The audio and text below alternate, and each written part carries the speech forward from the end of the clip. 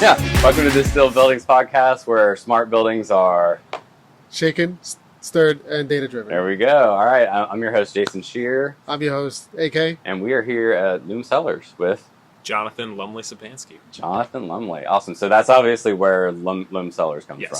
Awesome. So tell us a little bit about the place and the business. I guess it starts before the place. I was I went to school for hospitality. Mm-hmm. Thought restaurants were the answer. I was going to have so much fun working in restaurants, and I did, and that lifestyle wears on you. And I switched to sales after 3 years in New York restaurants. In the city. In the city. Yeah. So I was working 9 a.m. till 2 a.m. 5 days a week. Restaurant grind. Yeah. And then drinking too much in between. Yeah. So it was exhaustion on the days off, and then you've recharged and come back for it. Saw the writing on the wall with my girlfriend at the time, like, if we want to go farther than this, I need to grow up and find something else. Yeah. I think we all get those like ultimatums or like signs in life. Yeah. Let's make a pivot. Yeah. So I found Empire Merchants through fellow alumni and ended up there. Was there for 3.5 years working in their wine on-premise division. Yep.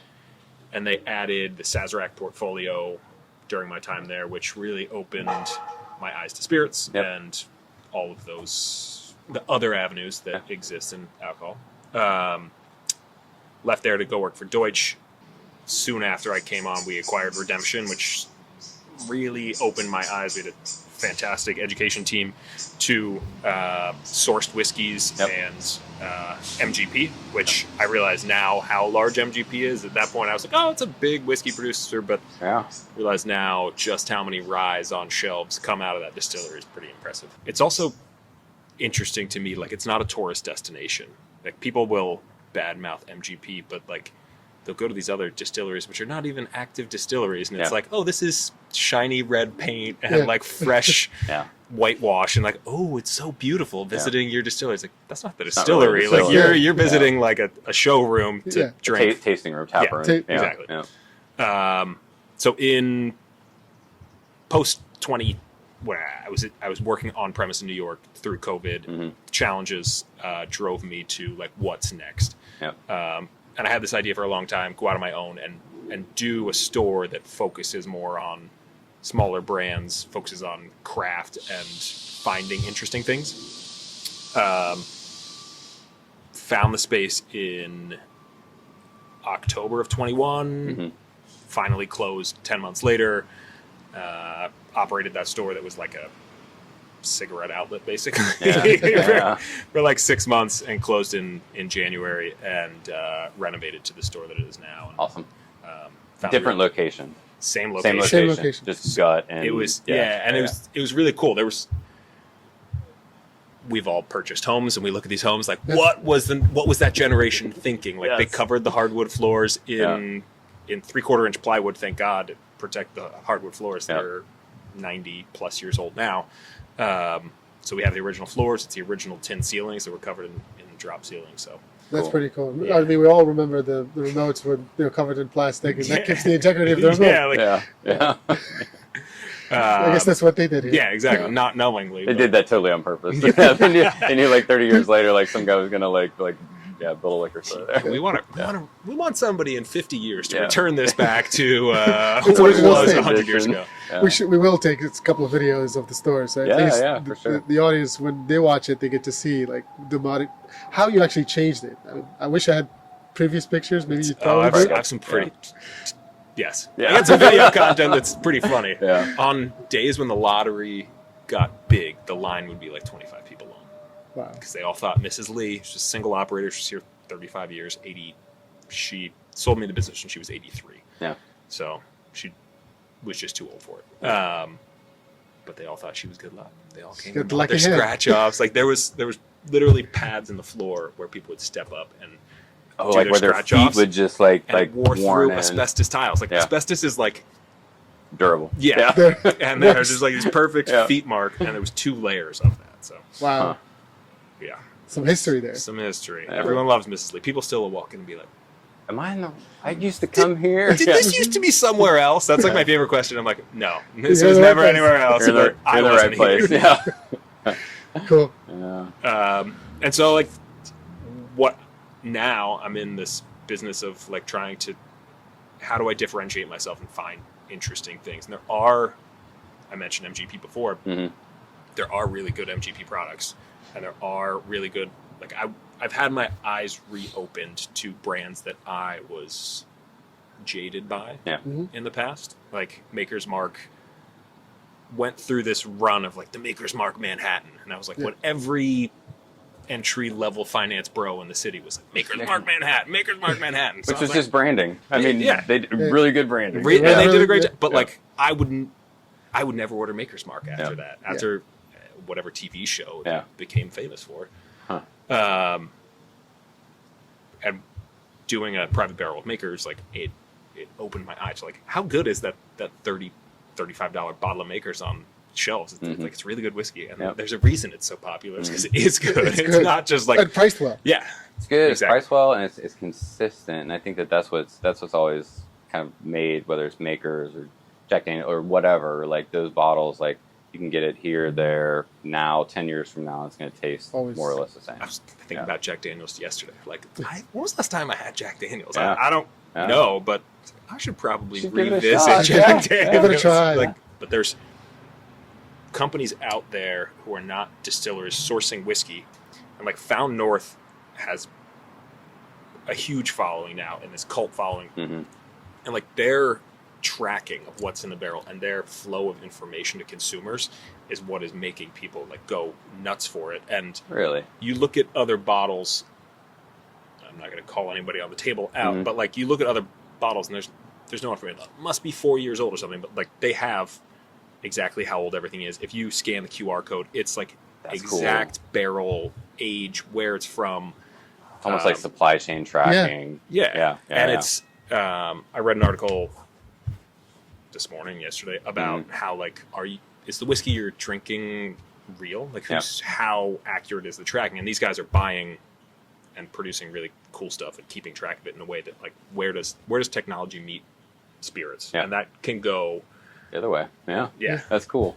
And it goes to like the agriculture, like at the core of this, it's all cereal grains. And like we have brands that are focused on heirloom grains and like how can you produce those at a level that produces good spirits but also is economical enough for the farmer. So like engaging with technology and engaging with farmers, like are they willing to change the way that they farm to produce grains, or like are they willing to grow an heirloom crop that'll produce far less at a guarantee that they'll get paid 50% more? Are distilleries willing to pay 50% more for grains?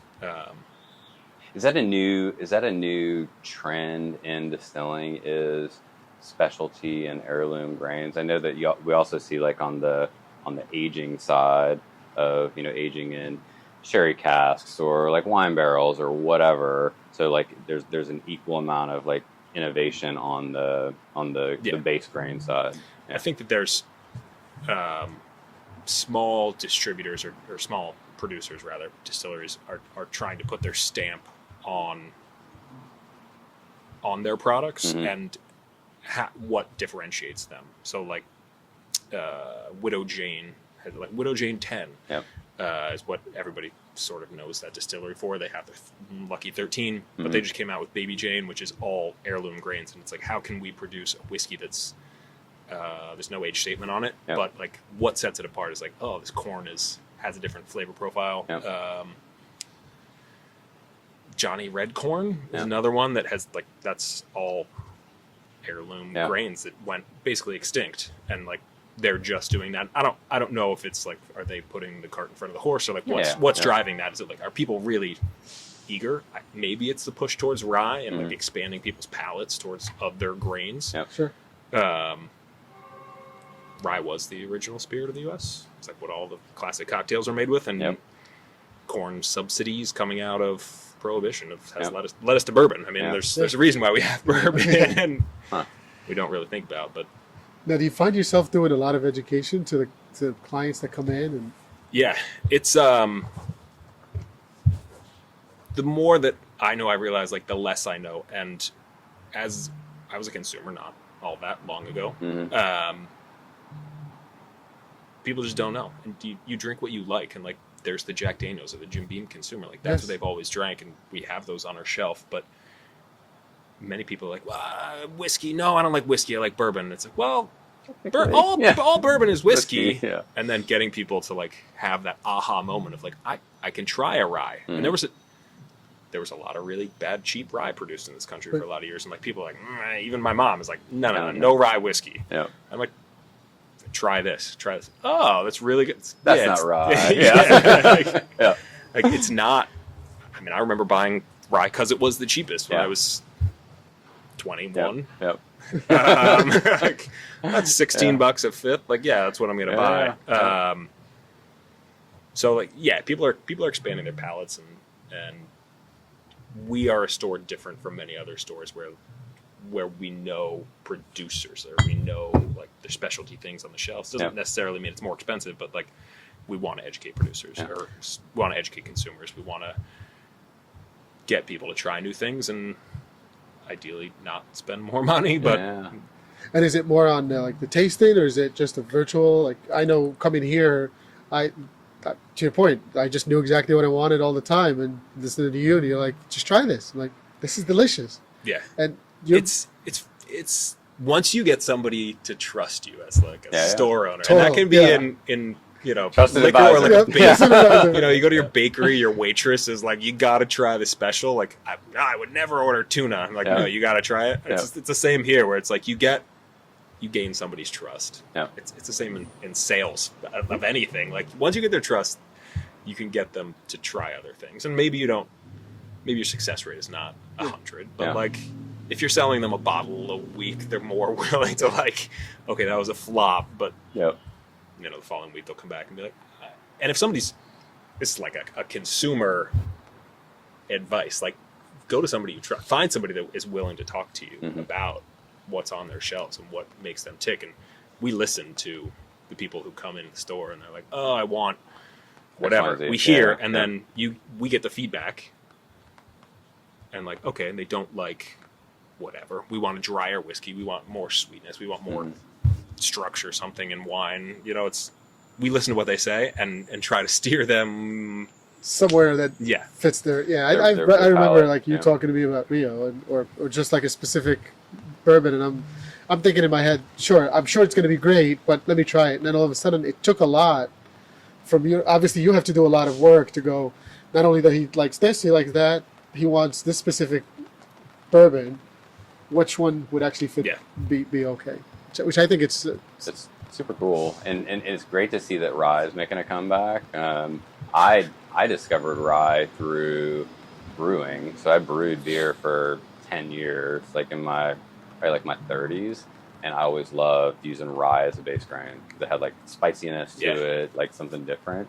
And when I got turned on to bourbon and rye, and like I tried like my first like good rye, I was like, oh yeah, that reminds me of like chomping on that grain, right, and the spiciness that comes out of rye. I had a educator, Joe Riggs, who worked for Redemption forever, and he's like, think about the bread that comes out of these things. Like, don't think about the whiskey. Like rye bread. You think about like that New York deli, whatever, pastrami on rye. Like that's a spicy sandwich. Spicy, Like cornbread is the other one. Like that. Those flavor profiles come through. They're not as pronounced as like a slice of rye bread, but like, what are you trying to taste, and like getting consumers to like taste differently rather than just like pouring their whiskey in Coke. Speaking of that, which one are we trying? What do you want to try? You love Rio. You've had it. Yeah. Let's try something interesting. So trusted advisor. So I'm like, trusted advisor. Like, I'm gonna hate this whiskey. Koval. Yep. So there might be another emphasis of that word. They were the first distillery to open in Chicago since Prohibition. Husband and wife team. Not alcohol in the background. Like I might get this wrong, but at least one of them is a doctor. Science is their background, and they saw an opening. I mean, people in the Midwest certainly drink, and they produce some super limited stuff, and then this is their 4 grain, and it's approachable. rounded. 94 proof. Yeah. Cheers. Cheers. Yeah, cheers. Thanks for coming, guys. Thanks for having us. Yeah, there's a store in my neighborhood in Jackson that carries a bunch of Koval, and they'll go up to Chicago and do what's the term, like a private barrel, like a private label type of a thing. Yep. So it's always good to see stores going to distilleries and doing private label or bottle barrel selection type things. We do a lot with private barrels. Yeah. I think it sort of puts us on the map with the whiskey consumer. Like, you can't taste this anywhere else. No, and I mean, just once again, kind of back to the branding. Like when you see a bottle of Penelope and it has Selected by Looms on it, like it shows that you're not just selling whatever people are buying. Like you're bringing things in that you trust and that you like. Yeah. To get to your consumers. Getting those in people's hands and like having them love them is so rewarding. I did a party this last weekend, and we had 6 bottles on the table. 2 of them were private barrels, and I was not picking worse whiskeys than those. Those ended up being 2 favorite, and they were like middle or lower in the price tier of the 6 whiskeys. So it's also a super fun process. Penelope was founded in New Jersey, so interesting. Part of our like ethos is to like pick up local businesses. Yeah. And that's really tough in the wine and spirits sphere because like it's a lot of capital to build a distillery in Jersey. There's not much. There's not a lot of great wine. There is some good wine being produced in New Jersey. Yeah. And when I found out these guys were in Roselle, I was like, yeah, let's get on their private barrel. This is really tough to get in. And I'm driving there. Roselle, it's not far from you. I like driving past the high school football field. Where are we going? And they're like, you're not going to know. There's like a... And so I'm like, there's no way this is the address. It's like a old warehouse seat. What? Yeah. And they had 2 shipping containers and like an old processing building. And that's where they were putting out all of their whiskey at that point. The following week, they sold to MGP. MGP bought Penelope. And so we have either the last or one of the last bottles. It still says Roselle on the back of it. Oh, cool. That is cool. So in the acquisition, we talked a little bit about MGP.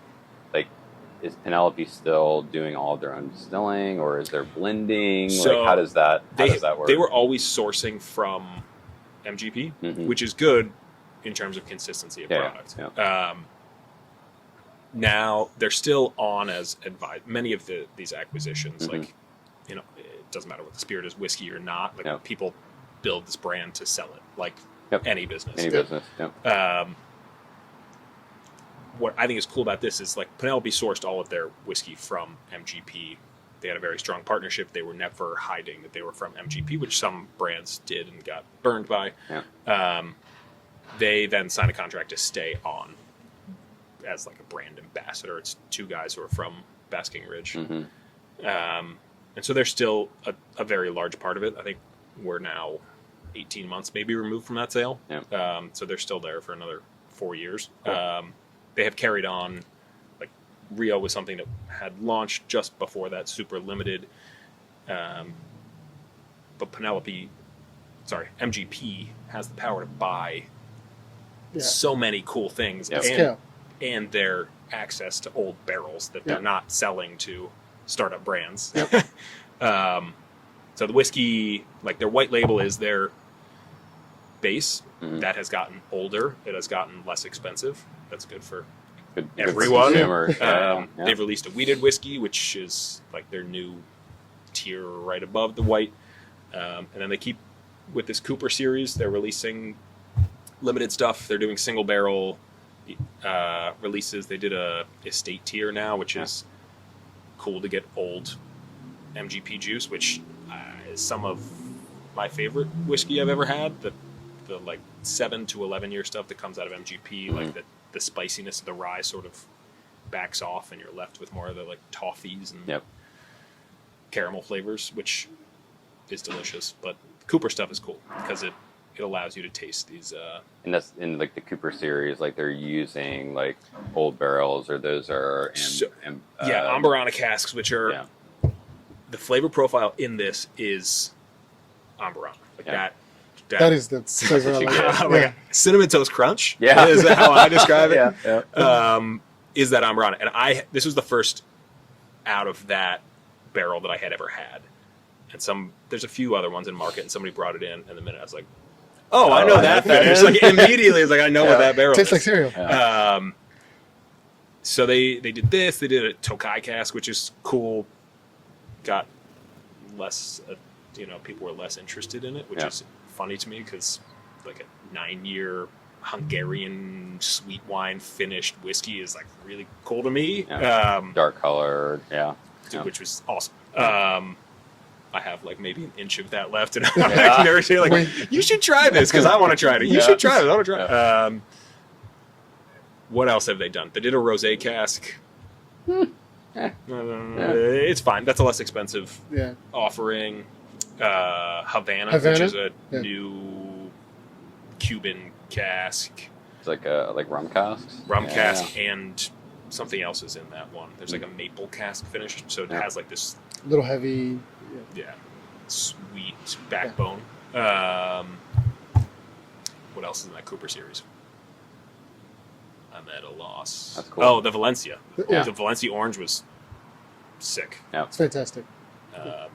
It's cool to see them using casks to get different flavor profiles because there's also also a trend to like flavor bourbons or whiskeys, and this seems like a little more, I don't know, like creative and authentic versus putting a bunch of artificial flavors in a spirit. Yeah, and you would appreciate this. So the distillery location, I used to live in the same town. Yeah.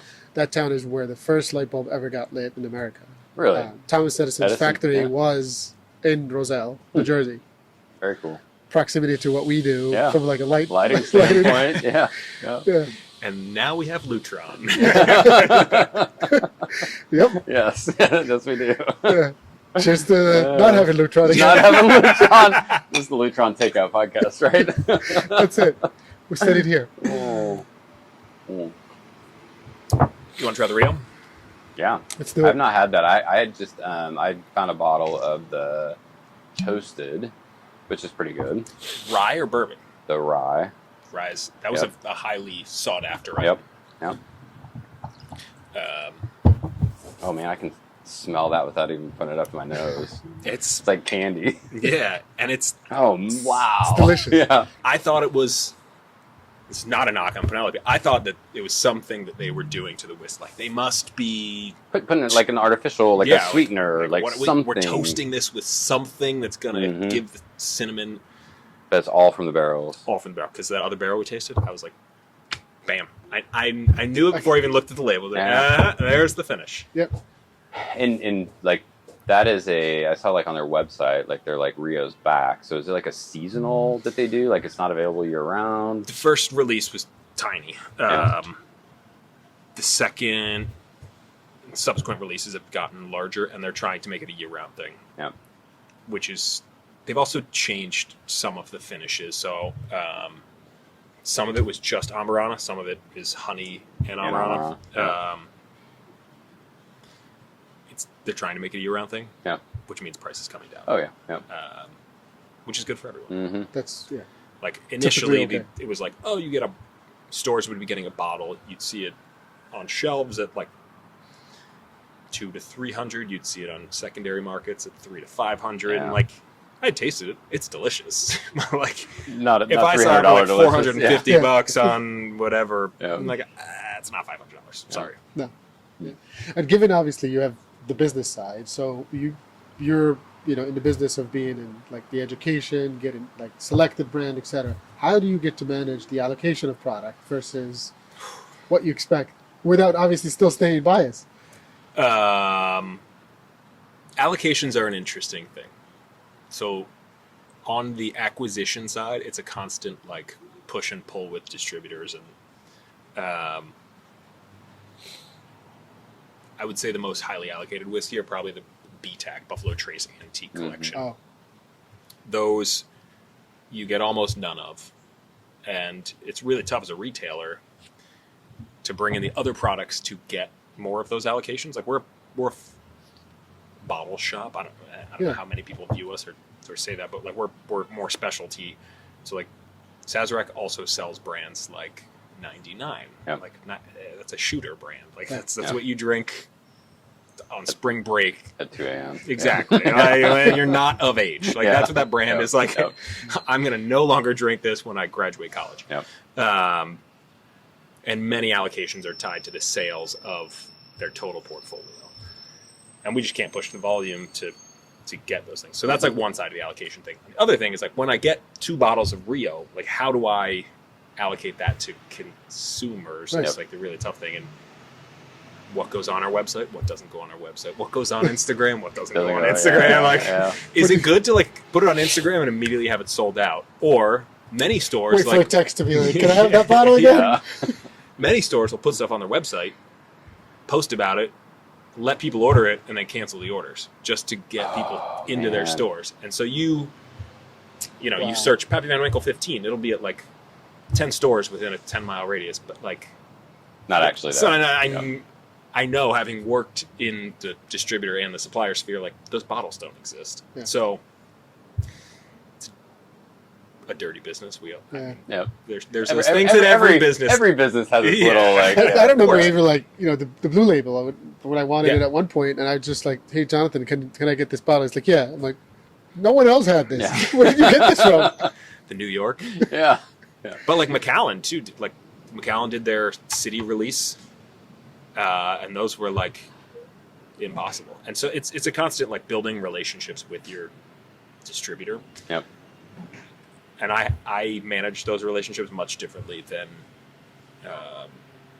other retailers do, where it's like demand, and it's a give and take. But also I've been on their side, so like I know what they're going through. So like I can't sell 100 cases of 99 bananas. I know I can't as a business, but when they're like, I gotta sell this Sauvignon Blanc, I'm like, that Sauvignon Blanc is a good product, and like we can work on the Sauvignon Blanc so that I might be able to find myself a bottle of something come, allocation seasons, allocation releases.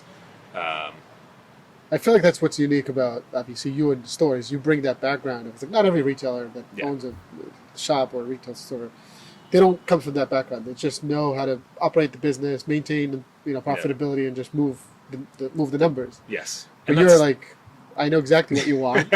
So it's a give and take. Give and take. It's tough to be a balance of that too, where like, this is a business. Like I left my corporate job to I'm sure it's for profit. Yeah. And that's like back to those allocated things. Like what do you charge somebody for a bottle one of a year? I had this conversation with a friend who runs a restaurant in the city. It's like, what do you charge for Pappy Van Winkle? 15. Do you get one bottle of that? What's your pour price? Yeah, like, and how do I want to be friendly with customers who are buying a lot. If somebody's going to pay $1,500 for it, then the supply and demand. You look online and prices are expensive. Mm-hmm. Like, is it worth $1,200? I don't know, but somebody's going to pay $1,200 for that every year. Yep. So,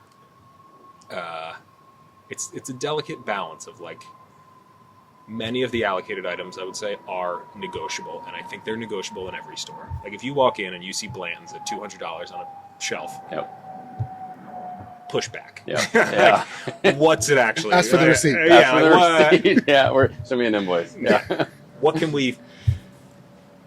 Whatever. If you're buying a bottle of regular Makers, if you're buying a bottle of Jack Daniel's, like there should be some give and take in those things. Do you think that the internet and like kind of back to technology, do you think that makes a more informed consumer, like when they come into the store?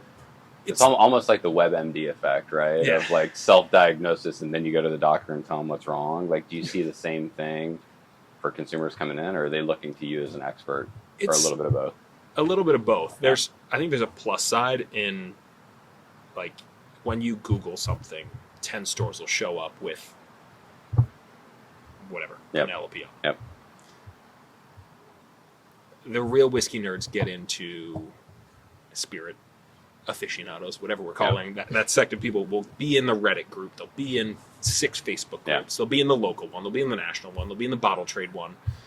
I'm in all of those too. Yep. So you can see what they're seeing. Yeah. Like, what's the value of Eagle Rare 17? And then you see this wide array, and like also gives you some like regional visibility too. Yeah, the regional thing is great because like Ohio. It's a control state for liquor, Yep. so like everything is sold at MSRP. Yep. And so you have these people and like, oh, in Columbus that's a $39.99 bottle, and I'm like, yeah, but when I lived in New York, that was a $400 bottle. So like, Yeah. but I'm not flying to Columbus to try and find the bottles there. Yeah. So it's a give and a take. It's nice that when people are in and they're like, oh, Penelope Rio, and they Google it, because we do it too when we're pricing. Like, Mm-hmm. how ridiculous is it? Not with Rio, but some stuff that's like, this is a $60 bottle that somebody is selling for $200-$300. Like, Yep. we're not trying to gouge people. And like, I want people to walk in and see Valencia at $69 on the shelf and be like, oh, and that builds to the It's a good value. Credible. Yeah. it builds to the credibility and people willing to trust you when you're like, you should buy this at this price. Yeah. But balancing out the flow of that stuff is it's Challenging. coming in and going out. Yeah. You want to have a balanced flow and not look like a museum. Yeah. Yeah.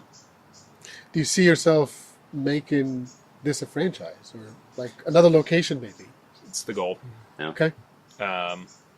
It's the regionality in it's true in any. I grew up in Pennsylvania, and like the town that I grew up in versus the town 8 miles away, totally different. And like, if I were to open a liquor store in one, I would be selling 99 flavors, and the next door town, I'd be selling maybe more wine. Yeah. But in New Jersey, like we talk about Springfield Avenue, like one end is Irvington, the other end is Vauxhall, or Maplewood in the middle. Mm-hmm.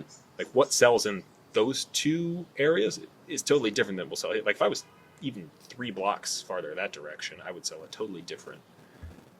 Line then. Yeah. Yeah. So to answer the question, like, where can I do something similar to this? I think it's got to be in a town that is New York commuter focused. And you see, there's similar stores in Montclair, there's similar stores in Morristown, who are producer focused more than they're like, I'm going to sell whatever brand so that I can get an allocation of something else. Yeah. But then you see stuff like Jersey City Buy Right. Like that store it's really fun to walk that store because it's like Walmart except it's liquor. Yeah. The store is cool. So I would say there's some in the future. It's just finding the right balance of where they are. I live in Morristown. I'd rather not drive like 90 minutes to somewhere. So the Morris Essex line is a good feeder. And if you look at other regional chains in New Jersey, Gary's did that where they're in those towns. Those areas. Makes sense. You know, people make money in New York. So Oh, yeah. when they come home, they're willing to. Yeah. Well, I saw that in a store in New York. I saw that on a menu in New York. Like they're willing to spend for it. Mm-hmm. Versus somebody who is not on a train line is just locally commuting. Yep. Bedroom communities. Yep. Cool. One thing AK and I were talking about on the train over here was the age-old ice versus no ice debate as far as like service. What is your take on that? And I also had the experience of like a Scotland trip, so got to understand like how they drink whiskey there. You know, neat with water. Do you believe it's just like personal preference or? I think it's personal preference. Yeah. I like cold liquid. Yep. That's like my issue. Like We're all on the same page. I've never, I think we all agree. I've never gotten people like, oh, just add a couple drops of water. I'm like, Open that it does up. nothing for me. Yep. And I'm not downplaying that at all because some of the best whiskey minds in the world will talk about adding a few drops of water. But I'm like, okay, it just went from being 94 proof to 90 proof. Yeah. Like, Yeah. Just takes the heat off or whatever they claim. That's the philosophy in Scotland is like no ice because, you know, a cold drink numbs the palate and you lose some of the profile of a whiskey. But I'm with you. Like I like cold things.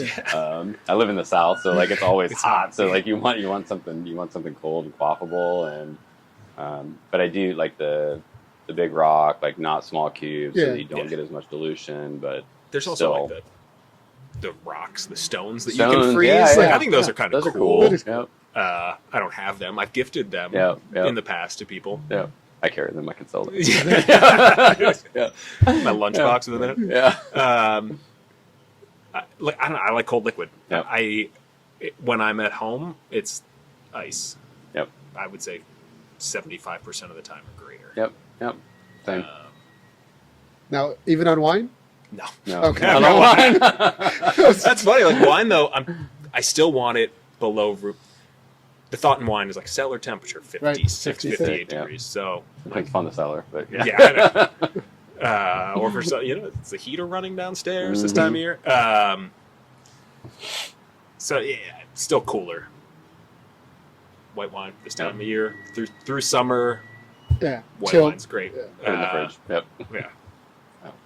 But yes, the debate of how to consume your whiskey to me is like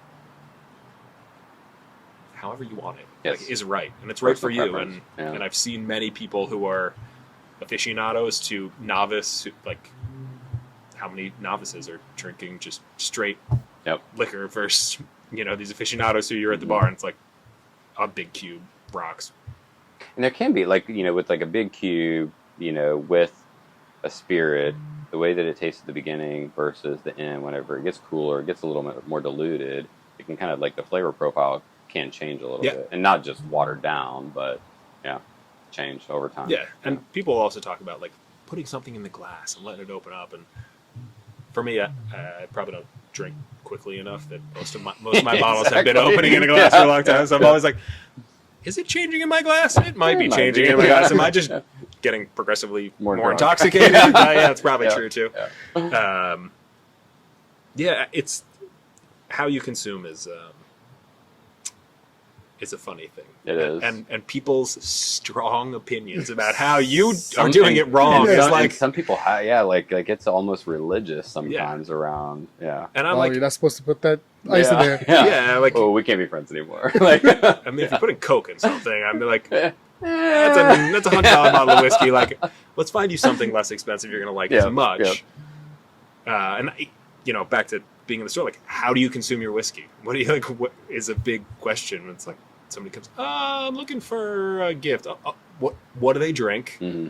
They usually give a national brand, and how do they drink it? You're like, oh, he loves mint juleps, and you're like, okay, that's different than somebody who's like with ginger beer, with this. Yeah, for anybody that had and listening, a gift from me, it's all Jonathan. I just go in, I'm like, here's the profile, this is what I think they like, or here's a perception of what I think they like. Are you in 20 minutes? Good. I'll be there. It's fun though. Like we taste everything in the store, which is also not true of most other stores. Like, have you had this? I've had. On the wine side, I've tasted every item in the store except for some things that I can't bring myself to drink or unwilling to open because of price. And on the spirit side, it's probably 90+% I've had the opportunity of tasting, which allows me to at least, like, when you say those things, even if I can't verbalize, like, what do I remember of this? I have stacks of notebooks downstairs. That I very rarely go back to, but like at least I wrote it down, so like I have a memory of most of what these are. Did you get that from the food world of like taking notes and developing your palate and developing like the language around how to write about things? No, I would say I got the. I would say through school and through hospitality, I was like, write as much down, take as many notes as possible, which does not come naturally to me. To just try to absorb as much information and like be as diligent as possible with that. The tasting stuff. When I was working for the distributor, every Friday we would sit down at 9 a.m. and we would taste for like, on a short day, 3 hours. On a long day, like 8. And you're toast by the end of it. But even if you like sip and spit a little bit, like you're still toast. Waxed popcorn buckets, just spitting all day. I got to taste so much. And those are from like Barefoot sweet red blend to $100+ wines to I got to taste the entire Sazerac lineup. So like you taste, you hear other people taste, and that's what I think is the most valuable thing, like listening to other people taste. And I don't follow all that many influencers because I think a lot of them are paid for. Yep. And you will see that. And any influencer who is bad mouthing a brand, I think like immediately you should be suspect. Take a step back. Yeah. Like, yep. And that's not them being paid, but if somebody wants to get on their high horse and bad mouth Casamigos, like, sorry, but yeah, they sell how many millions of cases? Yeah. They have dialed into a flavor profile that consumers care for. Yep. Love it or hate it. And you see them promoting other brands, and you're like, that's weird, because you want all this like small batch stuff, and then suddenly it's like a full 3-minute reel on how great XYZ brand is. That's a national brand that's owned by some international company. So listen to other people tasting, but like try to hone in on who it is. And there's a few people on Instagram that I have like gained a lot of knowledge from in the spirits sphere. But when I was a rep, just listening to a team of 5 or 6 of us, like listening to other people be like, I taste this. This is great. This is great with this food. This should go to this account. This, you should take this here. So the language around flavor profiles is really just kind of like an institutional thing that you... And when you talk about like, it doesn't happen so much in this country, but around the world, like the food and wine pairing, and there's the adage of like what grows together goes together, and barbecue and whiskey naturally goes together to me, because like where does it come from in this country and what do we eat there? But throughout the world, it's those flavors and those spirit wine flavors and the foods, pairing those and thinking about it from that angle has always been very cool. It's fun. What I try to rely on a lot. You don't get a ton of it in spirits. You get a lot more of that in wine. But, in spirits, like hearing other people and reading and whatnot has been immense. There's a pretty good transferability around like wine language and flavor profiles like to spirits. Yeah, and there's things that people don't talk about in spirits, and like tannins. Tannins is something that nobody ever talks about. Like a huge amount of tannins come out of barrels. Correct. Like there's an astringency that is inherent, and you taste it in whiskeys that I feel like have been in the barrel too long, or that haven't been in the barrel long enough, and there's tannin structures that end up like just torching your palate. Yep. So my wife calls it jet fuel, like that jet fuel taste, and she gets the same exact effect from a high tannin, whiskey or bourbon, or a high tannin, red wine. Yeah, she flushes, like all that fun stuff. Yeah. Acidity is something that people don't really want to talk about in alcohols, and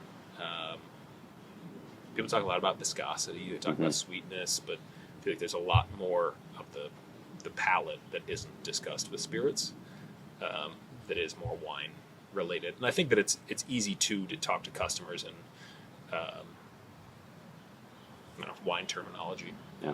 Do you think that's coming? Do you think we're at like the beginnings of like the craft spirit movement, and there will be more like language and like factors around spirits, or I think that there's, back to the earlier conversation of like heirloom grains. And like heirloom grains is one thing, the finishing series is one thing, whether it be Penelope or this is a finished barrel. This is French oak. This is French oak.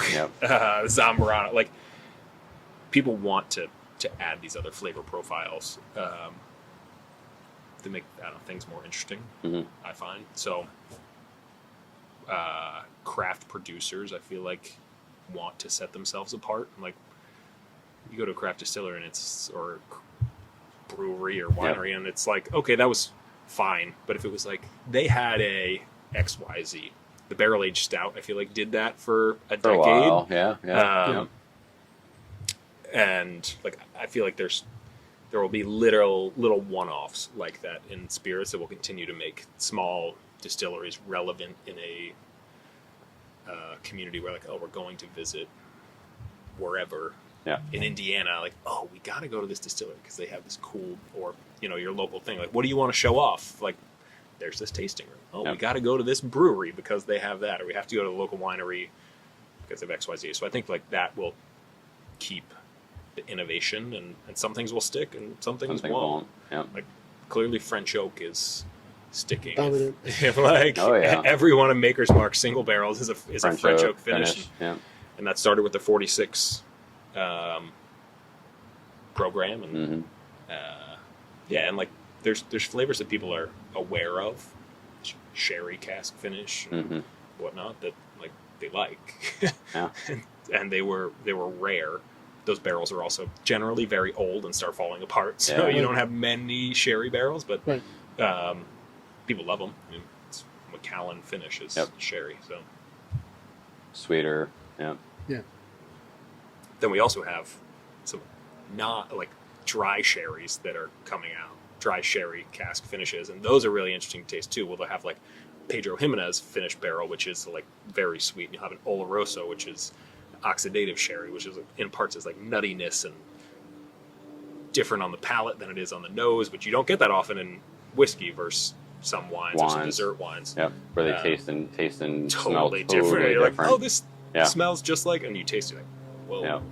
Yeah. Yeah. You went from being like Christmas dessert to like raw. Gasoline. Yeah, Yeah, like, wow, this is leather. Weird. Yeah. Yeah. So yeah, like innovation will continue to Cool. push, and I think it like that's like what's the next thing in spirits, and I don't know. Constantly, people are asking, beyond. Rye has grown a huge amount in the whiskey sphere. Yep. Bourbon is king still right now. We don't do much with Scotch. Yeah. And I don't know how Scotch comes back to being like a large relevant thing, because it's much like Burgundy and wine, where prices have gone up, and like Macallan used to be $49.99, and it was like a nice bottle of whiskey, and now you're almost twice that. Yep. So The thing that like struck me like visiting Scotland is I expected there to be very exotic things that you could only get there, and it's not. Mhm. Other than like Balvenie double wood Caribbean cask, like there are some things that you can only get there, but the brands are the brands. Yeah. Yeah. Just like slightly different like finishes that they don't export. Yeah. Whereas it seems like in the U.S. there's just more creativity, people kind of going out there trying to do different things. yeah. Yeah. And that's, I think, also talks to like the culture of the U.S. and Yep. the alcohol industry right now is in this challenging point where we're like, It's in a lull. I read a paper or like an article the other day that said like alcohol consumption in the U.S. is at like a 10-year low, and I don't know if it's a generational. it's Yeah. there are some graphs that came out by the Times probably a month ago that Maybe I think- maybe it may have been what I saw. well, those brought me back to positivity, and that like you watch this graph, and like we were at 5 billion, whatever the measure was, whether it was cases or alcohol by volume, whatever, for the nation, and like we'd grown steadily as population had grown and consumption had grown slightly. And if you just continue that basically straight line to today, we're where we should be. Should be. However, we hit March 2020. It's like, and suddenly we're in like, the year whatever 2150 or something. We're like we've doubled consumption. That line is not going to continue to go in that and like direction. you see these like jig jags and up and downs and up and downs until it meets where we are today. But there's this like the alcohol industry was like, oh, we need to invest in XYZ. We need to grow our teams this much. We need to invest in other things. And that growth was not natural, and it shifted the way people are drinking in the country, and the next generation of drinkers. Like I think back to where was I at 18? Where was I at 21? Where was I at 24? And it wasn't in my parents' house. And like, that's where there's this whole band that like they spent 2 or 3 formative years like not going out, not socializing, and where that point in my life was, in their life, like your formative years. You're not going to even like holiday dinners. Yeah. You're not going to Thanksgiving or whatever. And like those are drinking holidays. And if that's not a part of like responsible drinking, then even that one time a year is removed. And like then you're not going out to happy hour on Thursdays and Fridays. People are now going back to the office, but like for years, no one was in the office. And so like there was not happy hour. But I think back to my early days out of college. Every day after work was a happy hour. Like happy hour, what? Thursday I'm good. Like Wednesday I'm good. Like Friday, like let's go. But if that's not part of the culture that's ahead of you, and like how will that impact this generation? And is it going to be different for the kids who are 16 and 18 and 21 now? Yes, than it was the people who are the 6-year block ahead of them. People are very worried about marijuana. To me, like displacing or cannibalizing alcohol consumption. To me, it's not. Yes, am I afraid of it? But we've got a dispensary down the block, and I don't think it's eating into our business. I do think that like there's this. Oh, it's legal now. Like we don't try. But like if you look at who's online there, it's like the boomers who are not working. Like, oh, I can go get gummies. It's like it's mom and grandma. Like, I can. Vacuum and watch everybody else's consumption has kind of stayed the same. Like I think there is a spike in that, but I don't think people they're not going through their day like perpetually stoned. And there's not like that happy hour feel. Like you can't build a community. No. I mean, there are communities there. But it is like a way less social thing. And you're never gonna smoke. I mean, maybe somebody will, but it's less likely to smoke a joint with your boss than it is to like share a beer or wine or whatever. Like, unless you're in Amsterdam. What for the audience and the listeners? What is Jonathan's favorite? I'll go rye because I know you like rye, so I'll just narrow it down. Rye. What is my favorite rye? Harkening back to early conversations, Jaywalk rye has an heirloom rye that is killer. And it's local. It's produced in Brooklyn. That whiskey is awesome. I also think there's like some bang for your buck ryes out there that you don't. They should be available in most stores. Like the Overholt Bonded and the Overholt 114 are like. I think if you blind tasted them against many other whiskeys, you would find yourself leaning towards that $37 bottle versus the like $80 bottle that has a fancy label. Yeah, it's a drinkable but hot rye. And like perfect for cocktails. My cocktail of choice is the Boulevardier. I love Campari. I love bitter. I love vermouth. I also love Manhattans. So like, you want something to stand up. You want to be able to taste your base spirit in that. So I would say like those are on the two ends of the spectrum. The toasted rye from Penelope is really good. That is very drinkable. Minor Case is a new. I can list all day. What's your favorite? I have 20 favorites. Minor Case. I was waiting for it. Depends. Final answer. Minor Case is a Beam descendant, Jim Beam. Really? So like 3 generations later was a gentleman with the first name Minor Case. Case Beam. His great-grandson is Stephen Beam, who opened the Yellowstone Branch Distillery and named his rye, which it's less than 60% rye, so it's like on that verge of bourbon rye. And like even in the bourbon sphere, I like the higher rye content bourbons because there's this spice character, less just sweetness. Old Grandad falls into that realm too, where it's like Old Grandad is. I mean, it's not a.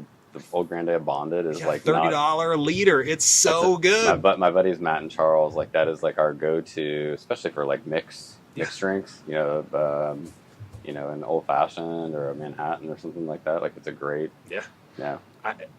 That's like we want to talk about building people's trust in you. And they're like, "Oh, what you buy?" And they're like looking at $40, $50 bottles. I'm like, what are you doing with this? Like, Old Grandad right there. Yes. And like, you want to splurge, go for the Old Grandad, also 114 proof. It's $37. And it is killer. You're not going wrong. Cool. Between that and like Bullet, like those are kind of like my two like mixing bottles in the cabinet.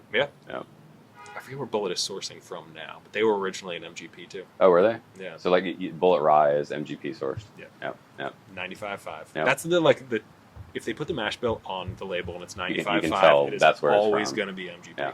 Yeah. Redemption is 95.5. Yeah. Bullet is 95.5. That's a good note. That's a good liquor store hack.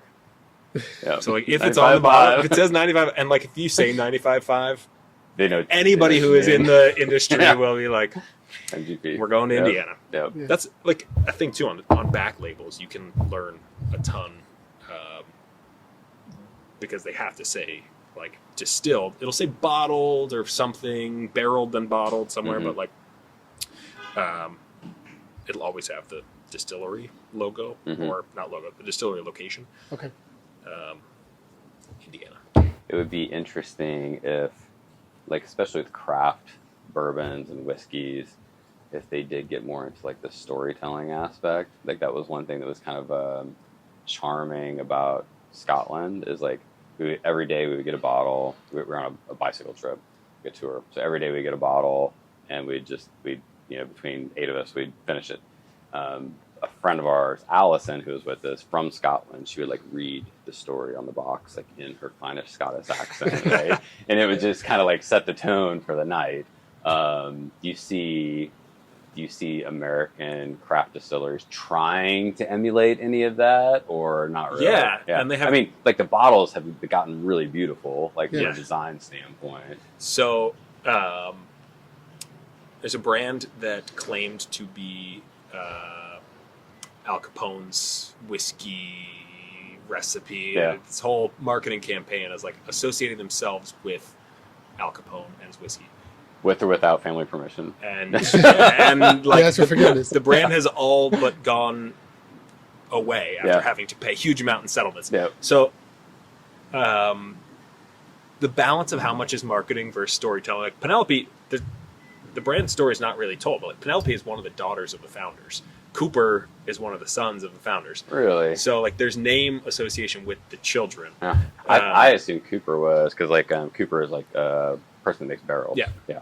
But that was his name. Was he that's named after I don't barrel know. making? If you go to like any distillery or winery that has a dog, there's like a Always a 90% Cooper. chance it's Cooper. Like, just call the dog Cooper and you're pretty safe. So there are a lot of stories told, but like, but they're not. It's not told. on. Yeah. Yeah, it's not on the Koval Yep. label, which is interesting. Yeah. Makers has done a pretty good job of doing that. Even with the little leaflet booklets and stuff like that around. Yeah. And those are fun reads for us weirdos that like to read those things. I was just going to ask, like, who reads the back of the bottle? Like I would read the back of the bottle. Other than the Surgeon General's warning. Yeah, like, I was I'll there's skip so that much. part. Like, the government warning is 2/3 of this back of the label. Certain brands do a better job, and like everybody picks up a wine label and reads the back label. I mean, like when the first time I saw Penelope, that's why I was like, this is like a wine marketer, just the shape of the bottle and the artwork on the bottle, and art sells, stories sell. Yeah. I can't remember the name of the bottle, but there was one that I've tasted where I think the steel in the front of it came from 9/11, if I remember.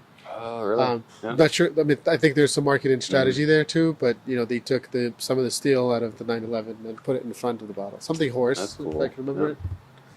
Interesting. Maybe put it back on the Basil notes. Hayden's has like the whole copper, wrap kind of, like treatment to the bottle.